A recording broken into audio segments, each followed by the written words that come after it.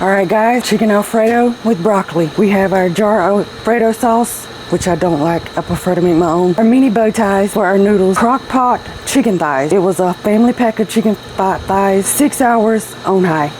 Season any way you like. I always like to add olive oil to my water when I cook my noodles, and salt.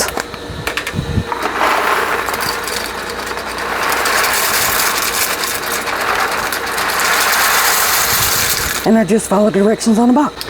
All right, so our pasta has cooked 8 to 9 minutes. Sometimes I'll cook it for 7 because I want it a little bit bitey. I've drained all of my water off, and I also use some of my chicken, the remnants off of my chicken that I put in here to coat my pasta, because it is going to taste great with this Parmesan Alfredo. And I'm also steaming my broccoli right now to put in. So we'll be back with the finished product. All right, so I got my broccoli. I'll just dump it in.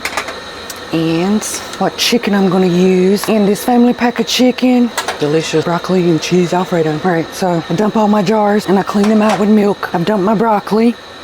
I've added my chicken, and the rest of my chicken I'm going to use for white chicken chili, I think on Sunday, Saturday or Sunday. And then I mix it very well until it looks like this. And this is enough for 3 people for at least 3 days for everybody to eat and take lunch.